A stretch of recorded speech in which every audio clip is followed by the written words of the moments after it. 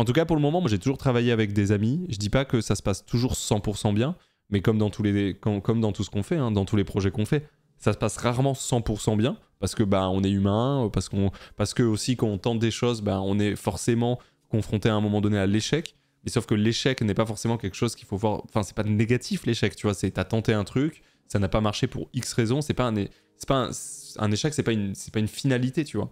Donc j'ai pas trop peur de ça. Si jamais un ami avec qui je travaille bosse mal ou quoi, en fait, je le saurais avant même de travailler avec, normalement. Tu vois ce que je veux dire? C'est surtout ça. C'est partout pareil, je trouve. Mais oui, en plus, merci Max. Merci beaucoup. Merci Matt Cru pour le 18e mois aussi. Je viens d'obtenir un contrat pour lequel j'ai énormément travaillé. J'ai eu le poste par du piston. Mais ça m'empêche pas le travail fourni pour... Ouais, c'est ça, exactement. Exactement. Exactement. Même sans parler de piston, c'est plutôt logique de vouloir entre guillemets mettre bien tes proches en leur proposant du travail plutôt qu'un inconnu. Bah grave. Et moi j'aime trop travailler avec mes amis, hein. Vraiment moi j'aime trop. Hein. Je dirais pas que c'est un échec, je dirais juste que ça a pas fonctionné. Non mais ça je le pense vraiment. Hein. Ça pour le coup je le pense à 100%. J'ai toujours été comme ça. Merci Sévi, merci beaucoup. Moi j'ai toujours été comme ça, c'est-à-dire que vraiment je n'ai pas peur de rater. Tu vois. J'ai pas peur de rater. Ça me dérange pas, j'ai pas la phobie de l'échec, et si je rate un truc, ça va pas me détruire, tu vois. Et en vrai, je pense que ça m'a beaucoup apporté dans la vie d'avoir ce comportement-là. Je pense vraiment que ça m'a beaucoup apporté. Parce que ça permet de tester des trucs, et puis bon, bah, ça marche pas, on va s'en remettre. Hein. Moi, j'ai ça de fou, tant mieux. Hein. Enfin, moi, je trouve tant mieux. C'est juste que si tu es comme ça, il faut savoir encaisser l'échec. Il faut savoir voilà, avoir des moments où, bon, bah, c'est loose, quoi. C'est loose. Moi, j'ai une peur profonde de rater. Bah voilà. Même des pâtes. Ouais, bah voilà. J'ai la chance de pas trop être comme ça. Avec la bouffe un peu, mais ça va. En vrai, ça va. Salut Ponce, je viens de terminer mon premier 3 titres. Je travaille sur le prochain entièrement autoproduit. Tu me conseilles quoi pour commencer à démarcher des labels, attendre d'avoir 9 titres sur Spotify, etc. Non, tu peux déjà. Juste, quand tu t'approches d'un label... montre que tu es quelqu'un qui sait travailler, qui sait de quoi il parle, où elle parle, etc. Tu vois, c'est un peu ça. Merci. Il y a eu Tev, t'as fait quoi? Merci Tev, ici Japon, pour les 2 raids. J'ai pas trop compris, il y a eu 2 raids. Putain, c'est trop gentil, mais t'es trop gentil de me raid. En vrai, je sais pas quoi dire, c'était super gentil, genre on s'est jamais parlé, croisé, ni rien, c'est putain de gentil. Si vous connaissez pas ici Japon, boum, c'est un grand youtubeur qui parle de Japon et de culture japonaise au sens très très large, de jeux vidéo aussi, de pop culture, etc. Vous avez ici Tev, ici Japon, je vous donne l'adresse juste ici, l'adresse YouTube, je vous la mets dans le chat et on peut faire un slash shoutouts, effectivement, pour... Hop, slash shoutouts. N'hésitez pas à suivre la chaîne Twitch aussi, voilà. Si vous avez entendu parler d'ailleurs du projet Odyssée, le projet Odyssée, c'est le projet de faire le plus gros musée du jeu vidéo en France, le premier et plus gros, et bien c'est notamment Tev de chez Ici Japon. Voilà. Merci en tout cas pour le raid, c'est super gentil. Merci beaucoup. On était en train de parler de Floral Records, parce que pour celles et ceux qui ne savent pas, j'ai créé un label de musique il y a 1 an et demi à peu près, un petit peu plus, qui s'appelle Floral Records, et le mercredi, tous les mercredis, je fais une petite radio Floral Records où je fais écouter un petit peu les nouveautés ou autres des artistes de notre label, et je parle aussi des concerts à venir, des projets à venir, etc. Et voilà, on était en train de parler musique, Floral Records. Là, on parlait du fait de travailler avec ses amis, parce que du coup, j'ai recruté... Enfin, je travaille avec quasiment que des amis, je dis bien quasiment, mais... Et du coup, on parlait du fait que... Est-ce que le piston pose problème? Qu'est-ce que ça fait de bosser avec ses amis, etc., etc. Voilà. En gros, c'était la discussion.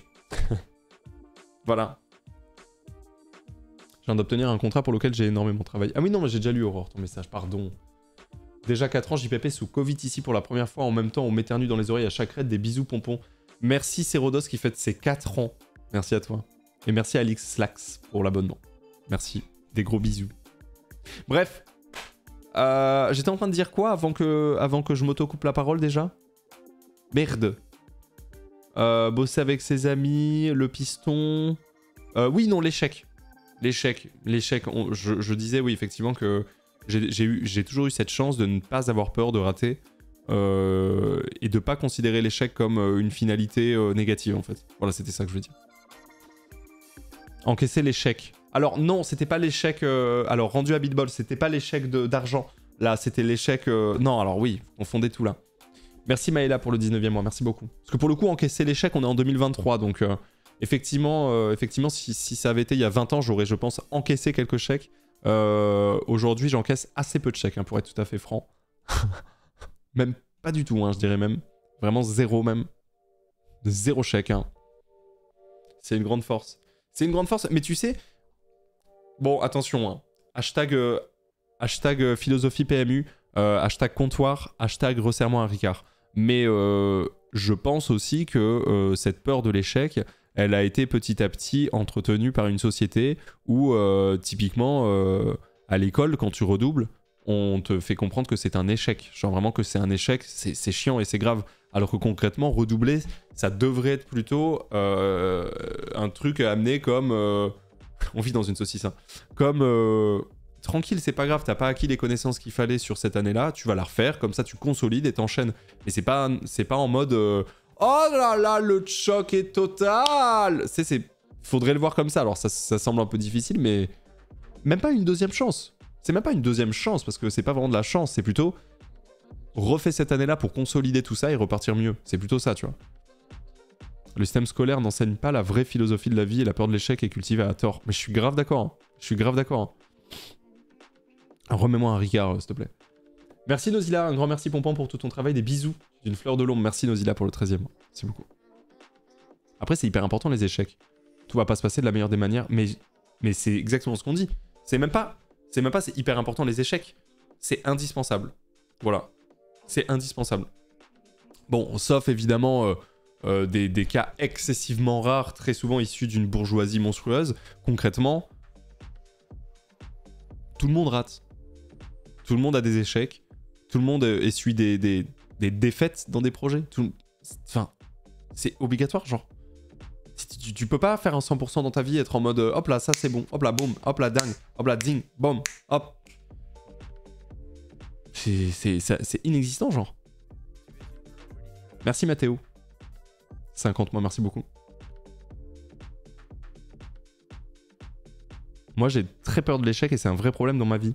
Et ouais, et le pire c'est que je sais pas comment parler à ces gens qui ont peur de l'échec parce que tu peux pas dire aux gens mais regarde, n'aie pas peur, regarde-moi, parce que bon là on est sur un biais du survivant plus, mais après il y a des petites règles que tu peux te mettre en tête. Genre la règle des 3 ans, la règle des 5 ans, la règle de l'année. Genre est-ce que ce qui se passe là de négatif aura un impact dans 2 ans, dans 3 ans, dans 5 ans? La plupart du temps la réponse est non. Hein. Donc moi j'ai redoublé, ça m'a fait que du bien, ça m'a permis de mieux appréhender mon année de bac qui avait été désastreuse avec énormément de problèmes perso qui m'avaient empêché de faire une année entre guillemets normale. Le redoublement ça a été que du positif dans ma vie perso. Ah, sauf dans ma vie perso où c'était shame de fou. Mais ouais, c'est ça. Bah c'est ça, le redoublement va être hyper pointé du doigt en mode il a redoublé et tout. Moi j'ai fait toutes mes études jusqu'au master sans redoubler une seule fois et maintenant je galère à trouver du taf qui me plaît, MDR. Ouais, ça arrive souvent. Mais tu sais que ça arrive souvent aussi les gens qui ont peur de l'échec, des gens comme toi par exemple qui auraient un master et qui auraient fait un tout droit. Bah c'est des gens qui vont avoir peur de l'échec vu qu'ils l'ont jamais connu. Enfin, en tout cas d'un point de vue professionnel, ils l'ont jamais connu. Ça arrive souvent, moi. Hein. Merci Brick, t'es un amour. Merci beaucoup. Et merci pour les biens, encore une fois. Complexe de la bonne élève. Ouais, c'est ça. De fou. Bah, par exemple, Ultia est très comme ça. Ultia, elle a fait un vrai tout droit dans ses études. Elle a toujours été très bonne élève, etc., etc. Et du coup, on en a déjà parlé, mais elle a ce truc où elle a jamais échoué de sa vie. Du coup, elle est en mode, l'échec n'est pas une option, en fait. Alors qu'en vrai, t'en essuies forcément, quoi.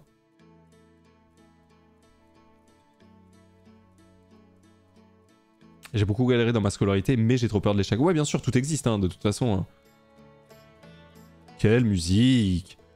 Je sais pas, en tant que prof, je valorise les échecs, c'est comme ça qu'on apprend. Pourquoi on se trompe et comment y remédier? Je pense vraiment que c'est valable pour mes collègues profs. J'insiste beaucoup les élèves à se tromper en classe pour apporter les méthodes adéquates afin de développer les compétences. Pas trop d'accord avec ce qui peut être ici. On explique clairement aussi que le redoublement n'est pas un échec. Mais c'est les élèves eux-mêmes qui se braquent tout seuls souvent. Mais t'es pas d'accord avec quoi du coup, Synopsis? J'ai pas compris. C'est exactement ce qu'on est en train de dire, non? Bah du coup, je suis grave d'accord avec toi, mais du coup, c'est ce que je dis depuis tout à l'heure. J'ai pas capté. Moi, pareil, j'ai fait mon bachelor en éducation, je n'ai jamais fail un examen. Et là, je me dis, le jour où ça va m'arriver, ça va me faire bizarre. Bah c'est un peu ça, ouais.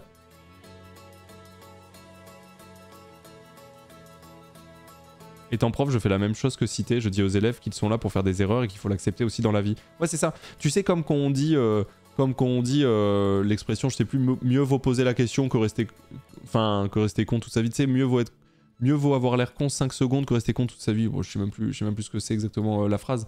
Mais tu vois, c'est exactement ça. C'est-à-dire qu'il vaut mieux se tromper, y aller, poser des questions, apprendre, plutôt que ne jamais rien faire, quoi. On peut tromper 1000 fois. On ne peut pas ne pas tromper 1000 fois. Ouais, y a pas de question bête, ouais, bien sûr. J'ai extrêmement peur de l'échec alors que j'ai un parcours très atypique. Mais mon éducation m'a plutôt mise dans l'immobilisme pour éviter l'échec. Bah ouais. Ouais. Je monte actuellement mon business, donc autant dire que je vais vivre des échecs, donc j'essaye de le prendre autrement. Mais c'est ça en fait. Je pense que le redoublement est perçu comme un échec et que les écoles ne valorisent pas les échecs. Désolé si j'ai pas bien compris le début, je bosse à côté. Non, t'inquiète, pas de soucis. Non, moi j'ai pas spécialement parlé des écoles en eux-mêmes. J'ai parlé du redoublement. Le redoublement qui est en France, dans la société, souvent perçu comme un échec, alors que ça devrait être plus perçu comme un... Tu as à nouveau une année pour consolider ses connaissances et continuer à avancer. Tant mieux, tu seras plus au clair sur certaines choses, etc. Donc pas un échec, quoi. C'est ce qu'on disait justement.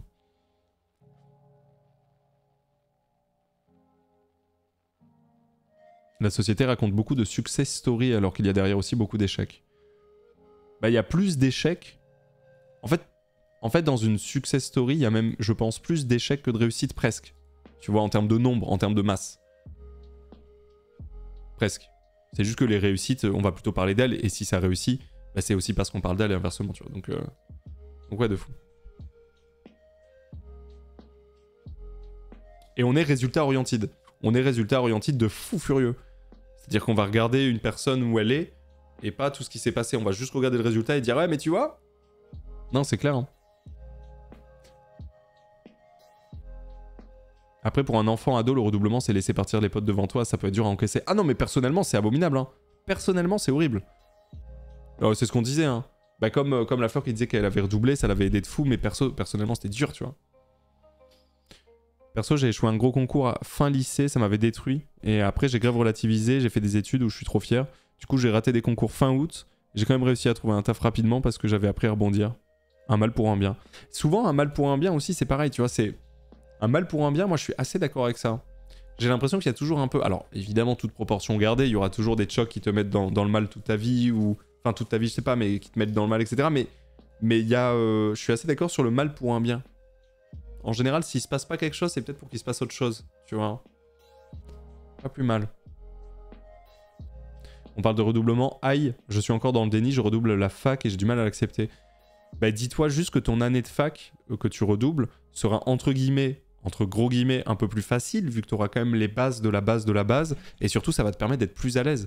Franchement, plutôt que faire un tout droit, mais galérer un peu, être un peu ric-rac et tout, bah comme ça tu consolides ton année de zinzin, à mon avis, je me trompe peut-être, mais à mon avis, tu auras vraiment un niveau de fou à la fin de l'année. C'est-à-dire que même tout au long de l'année, je pense que tu remarqueras que tu vas progresser plus vite que tes camarades presque, je pense. Et après, tu vas terminer cette année et passer à celle d'après en mode ultra solide. Justement. Ultra solide.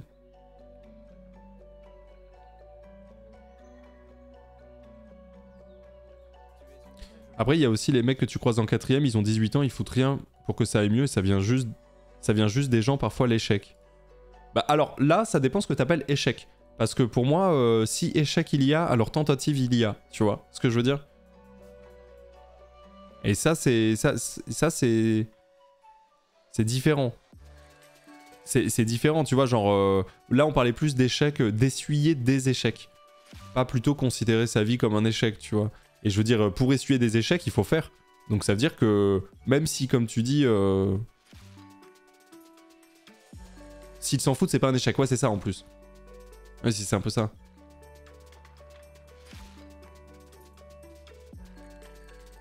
C'est un peu le cas de ton parcours, Ponce. Je pense qu'on est nombreux ici à admirer, voire à envier la situation dans laquelle tu es. Et pourtant, tu as surtout connu l'échec dans ton parcours de vie.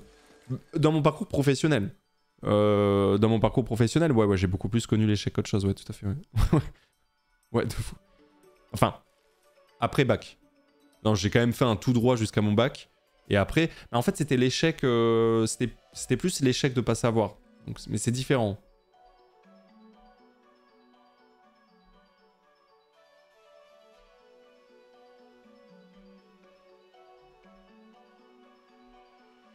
Quand t'as été prof de maths, t'avais bien aimé? Oui, mais c'était un échec dans le sens où c'était pas du tout ce que je voulais faire. Je sortais d'un service civique où j'avais travaillé dans la culture. Je faisais la communication et la diffusion d'une compagnie de danse. Et j'avais cherché du boulot dans la culture pendant pas mal de mois, sauf qu'en fait je trouvais pas. Et finalement j'avais enseigné les maths parce que y a des pénuries de profs de maths et donc ça avait été un bon moyen de gagner ma thune. Mais c'est pas ce que je voulais faire, non. J'avais bien aimé l'expérience, mais c'est pas ce que je voulais faire.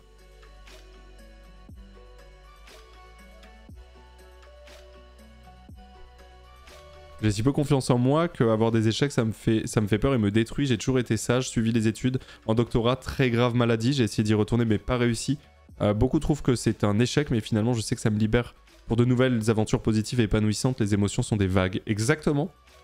Exactement, mais après, ça n'empêche pas le fait de ressentir de la tristesse, de la déception quand t'as quelque chose qu'on considère comme un échec, tu vois. Évidemment.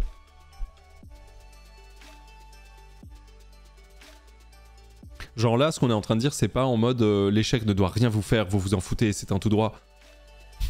L'émotion liée à un échec, elle, faut pas l'enfouir. C'est normal d'être aussi déçu, déstabilisé par un échec. C'est juste que il faut avancer et se dire que s'il y a eu un échec, c'est qu'on a essayé quelque part. Et déjà avoir essayé, c'est déjà pas mal, tu vois. Et ça, je le pense premier degré.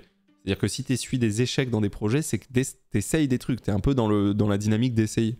Donc... Et surtout, il faut bien se dire que, quoi qu'il arrive, il y a des échecs. Pour toutes les personnes qui font des choses, il y a des échecs. Ça se passe... Impossible que ça se passe à 100% bien, tout le temps. Ce n'est pas possible, genre. Moi, je trouve que si chaque expérience t'a apporté quelque chose, ce n'est pas un échec vu que tu as appris quelque chose positivement ou négativement. C'est Ludo qui dit ça, mais je suis 100% d'accord. Mais tu vois, imagine, par exemple, tu passes un entretien pour un boulot qui t'intéresse de fou. Première étape, premier entretien, boum, ils te disent ok, tu passes en deuxième entretien. Tu fais un deuxième entretien, boum, ils te disent ok, il y aura un troisième entretien, faut préparer ça, faut machin et tout. Tu passes le troisième entretien, c'est la dernière, c'est l'étape finale pour avoir peut-être le job de tes rêves. Boum, troisième entretien, vous étiez plus que 3 et tu n'es pas retenu. Évidemment que tu vas percevoir ça comme un échec vraiment de fou furieux, ça va te détruire, tu vas être dégoûté. Mais l'expérience de zinzin que tu as acquis en faisant première étape, deuxième étape, troisième étape et avoir appris le fait de rater l'examen, je te jure que tu vas arriver sur les prochains examens avec une autre appréciation du truc. Et j'ai eu ça. Bah ouais, c'est un classique. C'est un classique, bien sûr. Mon angoisse... Ouais, mais si ça arrive... En fait, c'est juste, il faut pas trop se projeter. C'est-à-dire que quand tu passes ces entretiens-là, faut pas non plus se dire j'ai le job, c'est insane, t'appelles tous tes potes, j'ai le job et tout. Faut rester chill. Et une fois que tu auras fini tous ces entretiens, même si t'es pas pris pour le boulot, en vrai, l'expérience de fou que tu viens de prendre, vraiment, tu vois, l'expérience de fou. Et en plus, c'est un truc que tu peux utiliser en backup pour parler avec d'autres entreprises et tout. Enfin, c'est pas rien. Merci Sleep and Poetry pour le 8e mois dans l'eau, merci beaucoup. Merci Fratello pour le 47e mois, Angetsu pour le 17e. Merci beaucoup.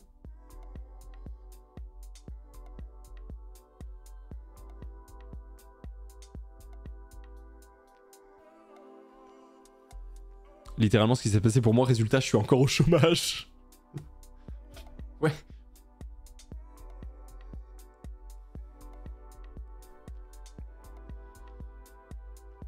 Après, t'es beaucoup plus à l'aise pour parler de ton parcours pendant les entretiens. T'as déjà des réponses à des questions. Ouais, c'est ça. Ouais, c'est ça. Enfin bon. Tout ça pour dire que les échecs font partie des aventures des différents projets que vous allez mener ou que vous menez, et c'est normal. Et c'est pour ça, pour répondre à la question... À la base, c'était ça la question. C'était Petit mais fort qui me disait ouais, mais du coup, ça te dérange pas de bosser avec des potes parce que si jamais ils bossent mal ou pas comme tu voudrais, bah du coup, ça se passe pas bien. Bah concrètement, ça fait partie du truc pour moi, quoi, tu vois. Genre, il est évident que ça arrive. C'est-à-dire qu'on est tous tellement différents qu'on bosse de manière différente et donc du coup, bah des fois, un collègue fait quelque chose et toi tu dis bon, j'aurais pas fait comme ça, mais certes. Mais j'ai envie de dire que c'est ça aussi le travail d'équipe, c'est savoir un peu déléguer et dire ok, bah toi tu l'aurais fait comme ça, vas-y, prochaine fois on en parle, et puis voilà, tu vois. Et ensuite, des échecs, on va en essuyer, on en essuiera, et puis NP, quoi. Sans les échecs, on savoure pas autant la réussite, je trouve. Alors, je suis d'accord, mais en fait, de toute façon, la réussite n'existe pas sans échec, de toute façon. Donc, de toute façon, tu vas savourer la réussite à la suite d'échecs, de toute façon, tu vois. L'honnêteté, la confiance, et surtout pas prendre son travail trop personnellement. Ouais, de fou. Ouais, de fou. C'est vrai que quand tu taffes avec les potes, si tu fais une réflexion sur quelque chose par rapport au boulot, il faut pas le prendre personnellement, quoi. Ça c'est sûr. Ça demande un certain recul. Mais pour moi, c'est une forme d'intelligence que je considère que mes amis ont, tu vois. Je me trompe peut-être, mais moi, je considère que mes amis ont cette intelligence et ce recul que de ne pas prendre les choses personnellement quand on parle du travail, tu vois. Donc...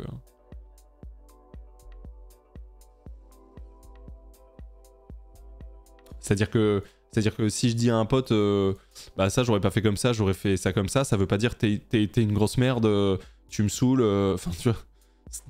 Le but c'est faire un truc bien, quoi. C'est tout. Toi par exemple sur Twitch t'as connu des échecs? Bah oui, plein. Bah déjà j'ai streamé pendant 5 ans avec moins de 5 viewers. Alors c'est pas un échec en soi, mais je veux dire, j'ai eu quasiment pas de développement pendant 5 ans, tu vois. Donc, mais après, j'avais pas d'idée de faire ça mon boulot, vu que il y avait très peu de gens qui bossaient là-dedans. Mais oui, par exemple, la Yuma TV, ça a été au final un échec parce que j'ai perdu mon PC, j'avais plus de PC, j'ai plus streamé pendant 1 an, tu vois. Par exemple. Et quand je suis revenu, tu vois, quand je suis revenu, j'étais en mode, ouah, ça va être insane et tout. Je suis revenu, moi j'avais 3 viewers, il s'est rien passé de spécial, quoi. J'étais content de mes 3 viewers, attention, hein, mais il s'est rien passé de spécial, quoi. Pendant des années, mais c'est un peu le principe.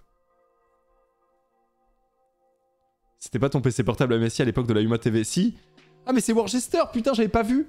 Warchester, on était à la fac ensemble avec Warchester, regardez là, regardez. On était à la fac ensemble avec Warchester, et évidemment, on jouait à WoW ensemble, quelle question. Warchester, c'était mon pote démo d'Estru. Oh la dingue. Si, c'était mon portable à Messi à l'époque de la Yuma, exactement, Warchester. Mais du coup, c'était pas le PC portable que j'avais à la fac.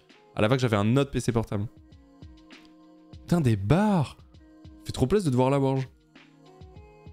Des bars. Tu me régales. Merci Pseudo Pello. Pour le 33e mois, merci beaucoup. Désolé, je te l'avais conseillé.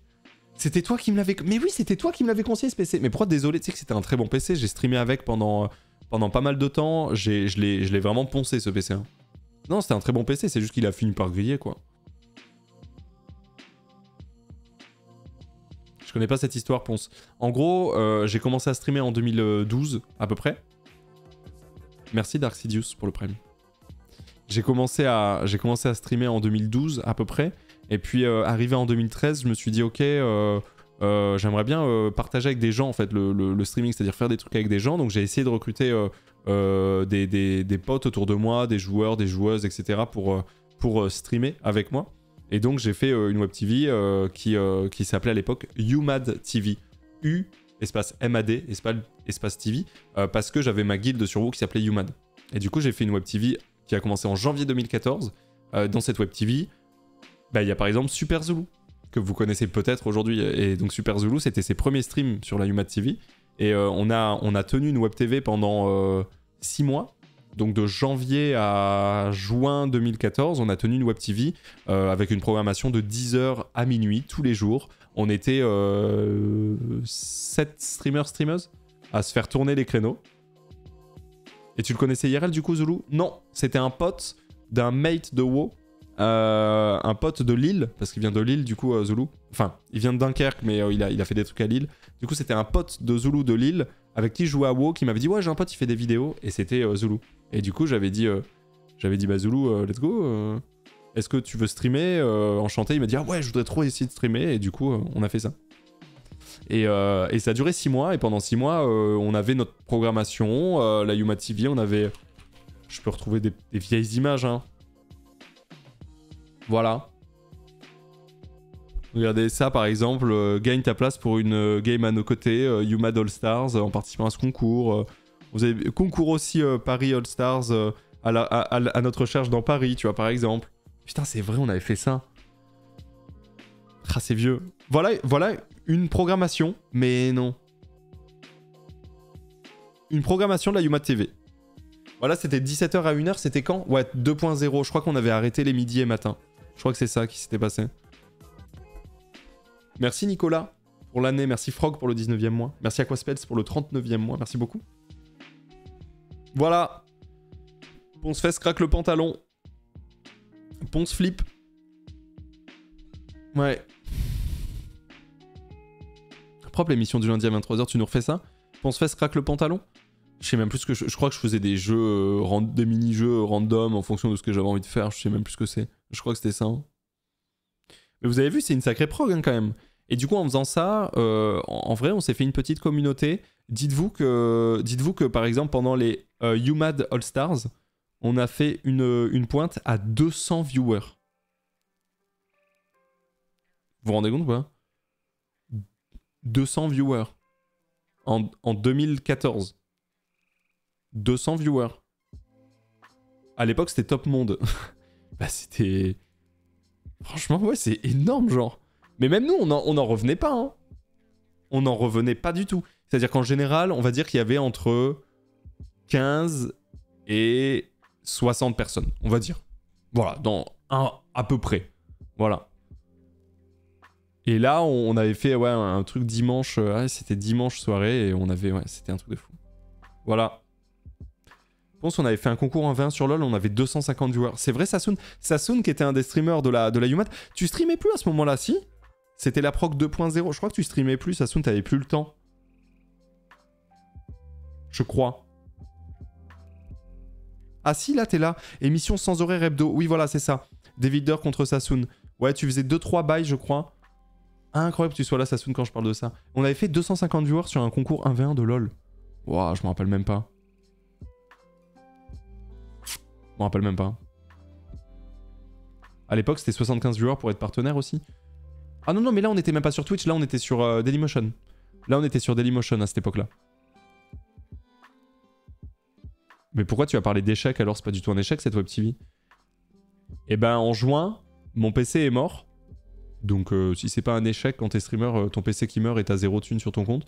Donc, du coup, mon PC meurt en juin 2014. Je dis à la UMAD que je peux plus streamer, c'est mort. Je n'ai plus de matos et je n'ai pas l'argent pour me racheter ce matos. Ils ont essayé de tenir 1-2 semaines, mais c'était compliqué parce que, bon, sans m'envoyer trop de fleurs non plus, on va dire que j'organisais vraiment un peu tout. De manière générale, Zulu mettait pas mal la main aussi dans le cambouis, mais j'étais quand même l'organisateur global un peu du truc. Et en fait, le fait que je sois pas là, bah, c'est peut-être un peu moins aussi de motive. Même moi, j'étais en mode, bon, bah ouais, je sais pas quoi vous dire.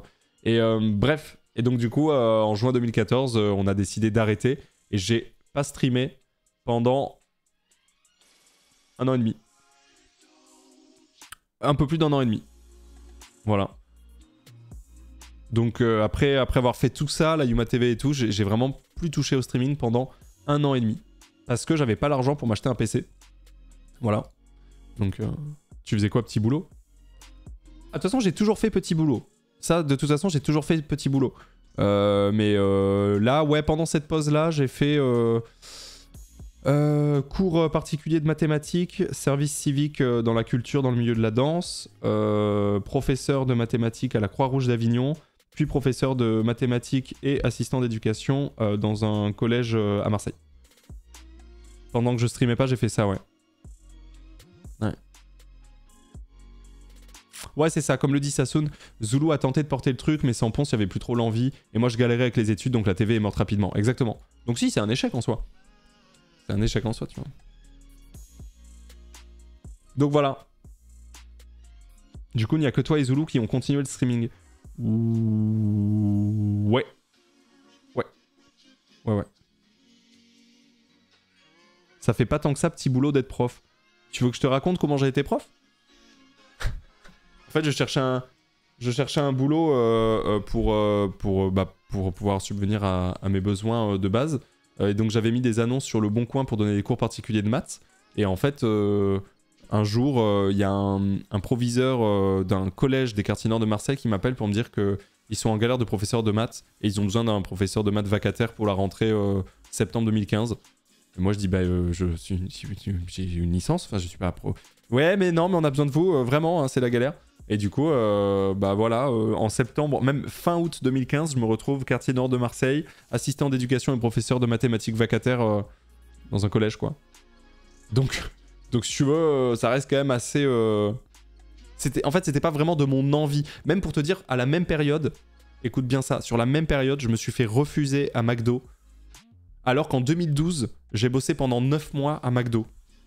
Donc j'avais un passif, genre je savais faire, il n'y avait aucun souci. J'avais même une lettre de recommandation de mon manager de McDo qui est toujours sur ce chat. Vous l'avez déjà vu, il s'appelle Luigi's. Il est toujours sur ce chat. Il est abonné à cette chaîne, c'est pas une vanne. Mon manager de McDo de 2012. Voilà. Il m'avait fait une lettre de recommandation et j'ai été refusé au McDo en 2015. Mais je suis devenu prof de maths. Enfin... C'est une dinguerie, non? Je te jure. C'est... Non mais... Enfin, la phrase est folle. C'est-à-dire que je suis devenu professeur de mathématiques vacataire parce que mon annonce a été trouvée sur le Bon Coin par un proviseur d'un collège de Marseille parce que j'arrivais pas à bosser ne serait-ce qu'au McDo.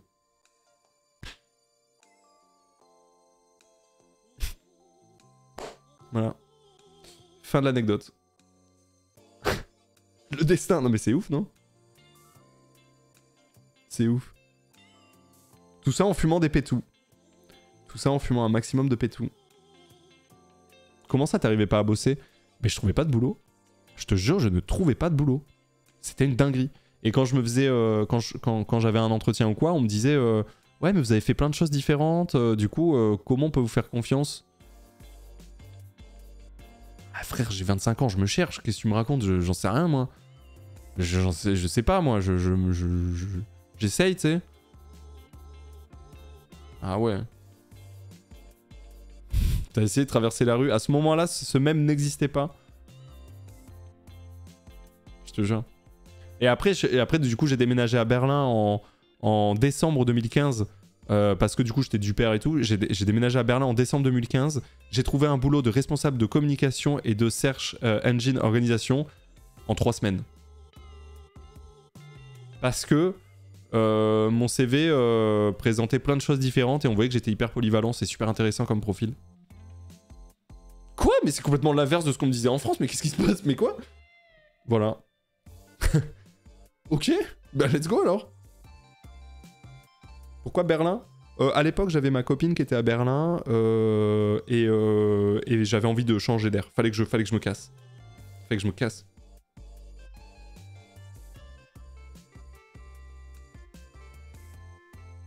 Morale de l'histoire, quand tu sais rien faire, tu peux toujours faire du marketing. J'avoue, c'est une dinguerie. Je vais sûrement habiter à Berlin l'année prochaine. Faut avoir un bon niveau d'anglais pour y chercher un emploi. C'est mieux. C'est mieux. Ouais. Après, tu vas pouvoir bosser dans un call center. Si tu parles uniquement le français, t'as des call centers, ils ont besoin de français, tu vois. Merci Nomisamb pour le 6e mois de prêt. Merci beaucoup.